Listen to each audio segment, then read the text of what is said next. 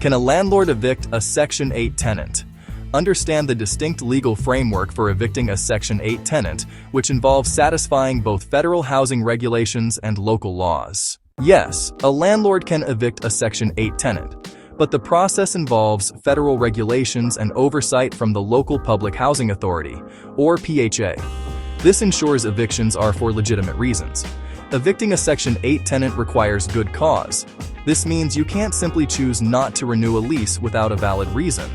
Grounds for eviction include serious or repeated lease violations like unauthorized occupants or failing to maintain the property, non-payment of the tenant's portion of the rent, criminal activity by the tenant or their guests that threatens others' health or safety, significant property damage beyond normal wear and tear, and other good cause, which covers business reasons like selling the property or moving in yourself.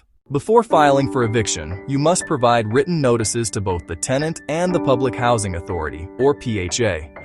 The tenant's notice must state the grounds for eviction and the termination date. Notice periods vary by state law and your lease.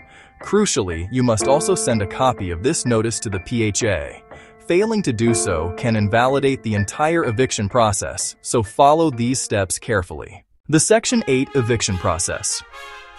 After providing proper notice to the tenant and the Public Housing Authority, the landlord can begin formal legal action. This starts by filing an eviction complaint with the local court. At the hearing, the landlord must prove the lease violation and show that both the tenant and PHA were properly notified.